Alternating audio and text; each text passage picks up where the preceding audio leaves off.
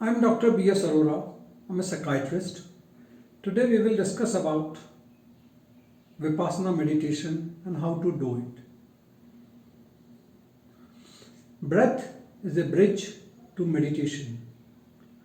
यदि आप सांस के साथ कुछ करते हैं तो आप अचानक वर्तमान के क्षण में अपने आप को पाएंगे। यदि आप सांस के साथ कुछ कर सकते हैं तो आप जीवन के सूत्रों को प्राप्त कर सकते हैं। यदि आप सांस के साथ कुछ कर सकते हैं तो आप समय और स्थान को पार कर सकते हैं। यदि आप सांस के साथ कुछ कर सकते हैं तो आप दुनिया में होगे और उससे परे भी। Today we will discuss about Vipassana meditation and how to do it. Vipassana वह ध्यान है जिसने दुनिया में अधिक लोगों को किसी भी अन्य ध्यान पद्धति की तुलना में लोगों को प्रबुद्ध बनाया है, क्योंकि ये एक बहुत सार है। अन्य सभी मेडिटेशन में भी एक ही सार है, लेकिन भिन्न रूपों में उनके साथ कुछ ना कुछ चीज़ें जुड़ी हुई हैं। लेकिन विपासना एक शुद्ध सार है। आप इसमें से कुछ छोड़ भी नहीं सकते हैं और आप इसे परफेक्ट करने के लिए कुछ जोड़ भी नहीं सकते हैं। विपासना इतना सरल है कि एक छोटा बच्चा भी कर सकता है। वास्तव में एक छोटा बच्चा आपसे बेहतर कर सकता है, क्योंकि अभी वह नहीं है। अभी तक उसके मन में कचरा नहीं भरा है और वह अभी भी क्लीन है, इनोसेंट है। विपासना को 3 तरीके से कर सकते हैं। आप चुन सकते हैं कि कौन सा आपके लिए अच्छा है, उपयुक्त है। पहला तरीका है आपके शरीर, आपके माइंड और आपके इमोशंस के प्रति जागरूकता। चलना, आपको जागरूकता के साथ चलना चाहिए। अपना हाथ आपको जागरूकता के साथ बढ़ाना चाहिए, यह पूरी तरीके से जानते हुए कि आप हाथ को हिला रहे हैं। आप इसे बिना किसी चेतना, अवेयरनेस के बिना भी कर सकते हैं, जैसे कि एक कोई मैकेनिकल चीज कर रहे हैं। सुबह की सैर, आप अपने पैरों के बारे में जाने बगैर भी चल सकते हैं। अपने शरीर की गतिविधियों के प्रति सचेत रहें। भोजन करते समय उस मूवमेंट के प्रति अवेयर रहें, सतर्क रहें जो खाने के लिए आवश्यक हैं, जैसे शावर लेना, सतर्क रहना। शीतलता जो आपके पास आ रही है, आप पे पड़ने वाला पानी और उसके साथ एक आनंद, उसके प्रति सतर्क रहें। यह एक अवचेतन यानी अनकॉन्शियस स्टेट में नहीं होना चाहिए। और आपके मन के बारे में भी ऐसा है, जो भी विचार आपके दिमाग की स्क्रीन से गुजरता है, आपको उसको सिर्फ एक दृष्टा होना है। जो भी भावनाएं आपकी दिल की स्क्रीन पे गुजरती हैं, आपको बस एक ऑब्जर्वर की तरह देखना है, उसमें शामिल नहीं होना है, आइडेंटिफाई नहीं होना है। और जो अच्छा है उसका मूल्यांकन ना करें और जो बुरा है वह ध्यान का हिस्सा नहीं है, ऐसा ना करें। दूसरा रूप है श्वास। श्वास के बारे में जागरूकता होना, जैसे कि सांस अंदर जाती है, जैसे कि आपका पेट ऊपर नीचे होने लगता है, जैसे जैसे सांस बाहर जाती है फिर से आपका पेट शटल होने लगता है। तो दूसरी विधि में पेट के बारे में यानी बेली के बारे में पता होना चाहिए, उसका उदय और गिरना, पेट से उठने और गिरने के बारे में जस्ट एक जागरूकता होनी चाहिए। और पेट जीवन के सूत्रों के बहुत करीब है, क्योंकि बच्चा नाभि के माध्यम से ही माँ के जीवन में शामिल होता है। नाभि के पीछे उसके जीवन का सूत्र है। इसीलिए जब पेट ऊपर उठता है तो वह वास्तव में जीवन ऊर्जा है और जीवन का वसंत जो ऊपर उठा रहा है और प्रत्येक सांस के साथ नीचे गिर रहा है, वह भी मुश्किल नहीं है। शायद इसीलिए भी कि ये आसान है और ये एक एकल तकनीक है। पहले आपको शरीर के बारे में पता होना चाहिए, आपको मन के बारे में पता होना चाहिए, आपको अपनी भावनाएं और मनोदशा के बारे में पता होना चाहिए, आप उनके प्रति जागरूक यानी अवेयर होना चाहिए। तो इसके 3 चरण हैं। दूसरे दृष्टिकोण में ये एक एकल चरण है, बस पेट का आपको ऊपर जाना और नीचे जाना, आपको जस्ट ऑब्जर्व करना है। जैसे जैसे पेट के बारे में अधिक जागरूकता होगी, आपका मन शांत हो जाएगा, इमोशन सेटल हो जाएंगे और बैड मूड गायब होने लगेगा। और तीसरे को प्रवेश द्वार पर सांस के बारे में पता होना चाहिए, जब श्वास आपके नॉस्ट्रिल के अंदर आती है। आप उस चरण पर महसूस करें और पेट से दूसरे ध्रुवता यानी दूसरे एंगल पर भी इसे महसूस कर सकते हैं। आपकी सांसों में जाने वाली सांस जब एक नाक को एक निश्चित ठंडक प्रदान करती है, तो फिर जो सांस बाहर जा रही है, अंदर जा रही है, आपको जस्ट इसको ऑब्जर्व करना है। इसी को हम बोलते हैं आनापानसति योग। ये भी संभव है। महिलाओं की तुलना में पुरुषों के लिए ये आसान है। यूजुअली महिलाएं पेट के बारे में अधिक जागरूक होती हैं।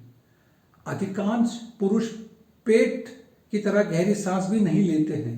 उनकी सांस छाती के ऊपर चलती है और नीचे गिरती है, क्योंकि एक गलत तरीके की एक एथलेटिक कंडीशनिंग जो दुनिया भर में प्रचलित है। निश्चित रूप से वह शरीर को अधिक सुंदर रूप देती है, जिसमें आपकी छाती ऊंची है और आपका पेट बिल्कुल ना के बराबर है। मनुष्य ने केवल छाती तक सांस लेने के लिए इसको चुना, इसीलिए छाती बड़ी होती गई और बड़ी होती गई और पेट सिकुड़ गया और वह उससे अधिक पुष्ट प्रतीत होता है दुनिया भर में, जापान को छोड़ के। सभी एथलीट्स और एथलेटिक्स के शिक्षकों ने आपको फेफड़े तक सांस भरने का और छाती का विस्तार करने पे फोकस किया और पेट को अंदर खींचने पे जोर दिया। आदर्श है शेर, जिसकी छाती बड़ी है और उसका पेट छोटा है, तो शेर की तरह बनो।